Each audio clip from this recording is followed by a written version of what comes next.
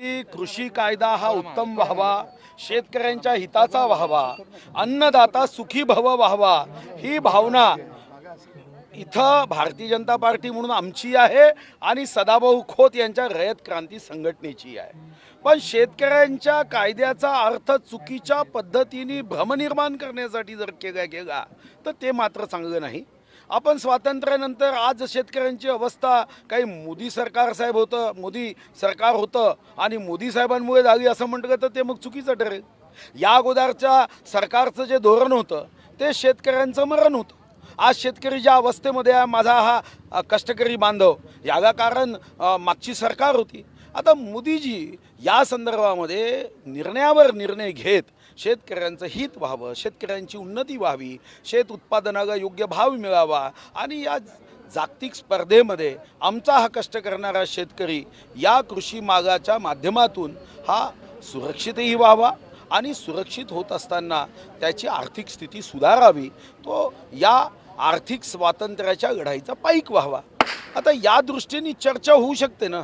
समजा त्या ठिकाणी सेक्शन एखादं कमी जास्त असेल तर चर्चा आणि संवाद हा केला जातो. पण हा चर्चा आणि संवाद करताना त्याला काय लॉजिक आहे, त्याचा आधार काय, यावर चर्चा झाली पाहिजे.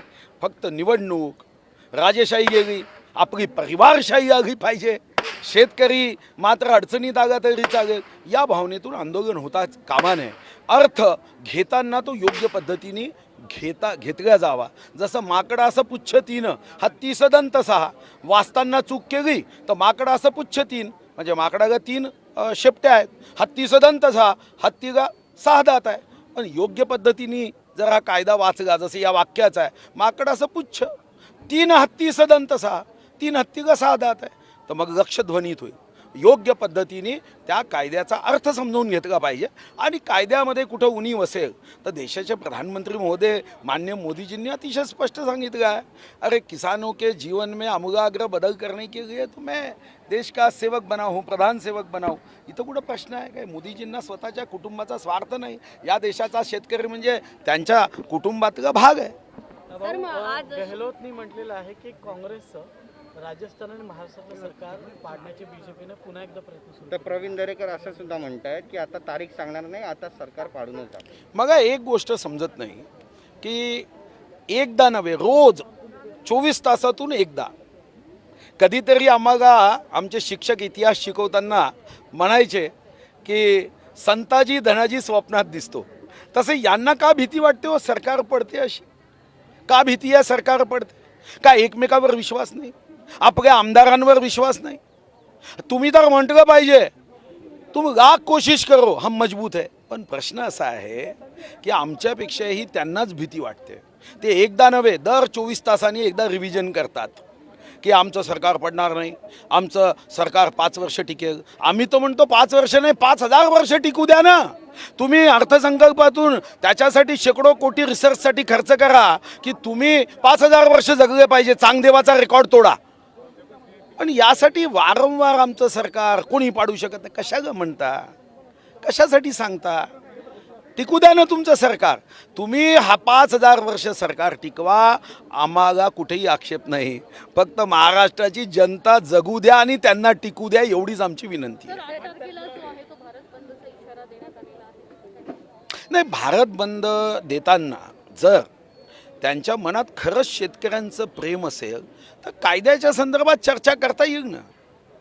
पण तुमचं शेतकऱ्यांचं प्रेम हे जर पुतना मावशीने आत्महत्या करावं यापेक्षा जर जास्त राजकीय विखारी असेल तर मग विचार करावा लागेल की तुम्ही खरंच शेतकऱ्यांच्या हिताचा आहे का. मग राज्यामध्ये तुम्हाला शेतकऱ्यांच्या हितासाठी कायदे करता येतात, का नाही केलं, का नाही विधेयक पास करत तुम्ही? शेवटी कृषी क्षेत्र हे केंद्र आणि राज्य, संविधानाचं आपण स्मरण करा, हे दोन्ही विषयामध्ये आहे. केंद्राचे 97, 66 राज्याचे विषय आहे, तर दोघांचे मिळून 47 विषय त्याच्यात आहे ना. मग या विषयामध्ये तुम्हाला वाटतं ना की बा शेतकऱ्यांच्या जीवनामध्ये आमूलाग्र बदल करायचा आहे आणि माननीय मोदीजींच्या कायद्यामध्ये त्रुटी आहे, वाटतं ना, राज्यात उद्या अध्यादेश काढा ना. कोणी थांबवलं तुम्हाला?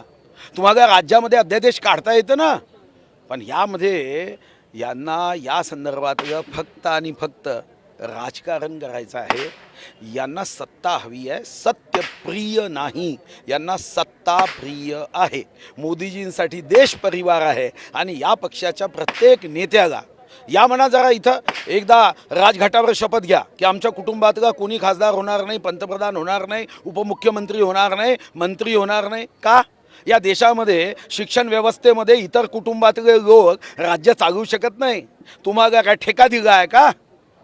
आणि म्हणून राजेशाही गेली, परिवारशाही आणली. माननीय मोदीजी वारंवार सांगताय की ही परिवारशाहीच्या विरुद्ध ही खरी लोकशाही टिकवण्यासाठी मी पूर्ण 24 तास प्रधान सेवक म्हणून या देशाच्या जनतेची सेवा करतोय. पोट दुखता है. सर, हिंदी में जानना चाहेंगे खासतौर पर। देखो ऐसा है, महाराष्ट्र भारतीय जनता पार्टी तो अभी समर्थन तो पहले से दे चुकी है, मगर हमारे सदाभाऊ खोत जो इसके पहले महाराष्ट्र सरकार में कृषि राज्य मंत्री थे, उनकी रैयत क्रांति संगठन सदाभाऊ खोत और उनके सारे इस संगठन के पदाधिकारी और कार्यकर्ता किसानों के जीवन में अंधेरा छटेगा और प्रकाश आएगा, सूरज निकलेगा, ये भावना से किसानों के लिए काम करते आए हैं. और आपको 90 का दशक याद होगा, तब के किसानों का आवाज़ बुलंद करने वाले माननीय शरद जोशी जी आज हमारे बीच में नहीं है, मगर उन्होंने बहुत सारी बातें कही थी. उसमें ये भी बात थी कि किसानों को ये अधिकार देना चाहिए. ये जुल्म है, ये दड़पशाही है कि अगर कहीं ज़्यादा भाव मिलता है तो वो ज़्यादा भाव अगर बाजार में देंगे तो क्यों हम बंधन डालते हैं कि नहीं यहीं बेचो. स्पर्धात्मक होनी चाहिए. तो ये बात किसान समझ क्यों नहीं रहे? नहीं, किसान समझ रही है, मगर ये कांग्रेस की पुरानी आदत है. कांग्रेस की ये पुरानी आदत है कि भ्रम पैदा करो, भ्रम निर्माण करो. और आज जब कांग्रेस इस देश में बहुत पीछे हो गई, यानी विरोधी पार्टी का दर्जा भी उन्हें नहीं मिल रहा है. 20 राज्यों में तो अकाउंट भी नहीं खोल सके. यानी हमारे देश में गरीबों के लिए जनधन अकाउंट खोले गए, इनके राजनीतिक अकाउंट बंद होते गए. 17 राज्यों में 50% से ज़्यादा वोट भारतीय जनता पार्टी को है. और अभी जो चुनाव हुए उसमें बिहार हो, उत्तर प्रदेश हो, मध्य प्रदेश हो, गुजरात हो, कर्नाटक हो, चाहे दक्षिण हो, पूर्व हो, पश्चिम हो, उत्तर हो, ये सपना देख रहे थे, हसीन सपने थे इनके कि अब मोदी जी को झटका लगेगा. मोदी जी को झटका नहीं लगा, पर इनको जनता ने फटका दे दिया. तो अब डर के बाद जब इनके ध्यान में आया कि कुछ तो भी गड़बड़ है, तो अब ये काम कर रहे. भैया आप संसद में जाके ये चर्चा कर सकते हैं ना. और ये बिलों के बारे में हम भी कह रहे कि हम विधानसभा में चर्चा करेंगे. क्यों है संसद का क्यों बनाई गई, संसद और विधानसभाएं क्यों बनाई गई? चर्चा हो. यही सपना जो है प्रवीण दरेकर ने भी दोहराया कि हम भी महाराष्ट्र और राजस्थान की सरकार गिराएंगे. क्या ये देखो सपना भाजपा देखो भी देख रही है नहीं नहीं महाराष्ट्र नहीं में? नहीं कोई सपना नहीं देख रही. और ये मुझे पता नहीं, उन्होंने ये आधार पे कहा होगा कि सरकार में जो असंतोष है और व्यक्तिगत रूप से जब कभी ये नेता मिलते हैं, जैसा परसों आपने देखा, परसों एक कांग्रेस की मंत्री ने पवार साहब पे टीका करते हुए कह दिया कि सरकार को अगर स्थिर रखना है तो देखो याद रखो हमारे नेताओं पे टीका करूंगे तो याद रखो. अब 80 साल के राजनीतिक अनुभव वाले नेता को जब ऐसी तरह से खबरदार किया जाता है, राजनीतिक धमकी दी जाती है, तो समझ में आ जाता है ना या भैया इनके दिन भरते आ रहे, अब इनको अपचन होना शुरू हो गया सत्ता का, ये ध्यान में आता है. अब यही बात अगर उनके मन में है तो जाहिर रूप से करने की क्या आवश्यकता है. एक रुपये का मोबाइल का 1 रुपया भी नहीं, अब तो 50 पैसे लगते हैं. 50 पैसे खर्च करे और पवार साहब को कह दे कि पवार साहब आपने ये बात कही तो हमारे सोनिया जी पे आपने टीका किया, अच्छा नहीं लगा पवार साहब, हम हमको मानते हैं. मगर ये बात नहीं कर रहे वो. उनके सारी जो बातें हैं ये ध्यान में रखने के बाद लग रहा है. और इसलिए माननीय दरेकर जी ने कहा कि जैसे बच्चे के पालने में ही समझ में आता कि बच्चा आगे क्या करने वाला है, तो ये जब कहते हैं तो दरेकर जी ने कहा कि आगे इनका क्या हश्र होगा ये दिखाई दे रहा है. सर, अकाली दल के नेता सांसद जो है वो मुख्यमंत्री जी से मिलकर गए हैं, आपकी क्या भूमिका है? नहीं ठीक है ना. देखो अपनी भूमिका को समर्थन मांगने के लिए जाना हाँ। ये तो कोई गलत है ऐसा मैं नहीं समझता। जैसे सदाभाऊ ने आज यह आंदोलन किया, मुझे भी निमंत्रित किया, तो अपनी भूमिका समझाने की चेष्टा करना, उस बारे में चिंतन करना, उस विषय को लेकर काम करना, ये गलत है क्या? हाँ, हम मातोश्री पे नहीं जा सकते क्योंकि अब हम मन से बहुत दूर हो गए। अब हम विधानसभा में ये कोशिश रखेंगे कि सरकारी पक्षों को हम अपने लॉजिक के आधार पर, कानून के आधार पर, किसानों के भविष्य के लिए ये कानून किया गया है, ये हम अपने भाषणों में समझाने की कोशिश करेंगे। अगर वो सही में सत्य को समझने की चेष्टा करेंगे तो मुझे लगता है कि वो इस बारे में विरोध नहीं करेंगे। सर आखिरी सवाल, 8 तारीख को किसान आंदोलन को एनसीपी कांग्रेस समर्थन दे रही है, आपकी क्या भूमिका रहेगी? हमारी तो भूमिका यही है कि प्रश्न संवाद से छूटना चाहिए।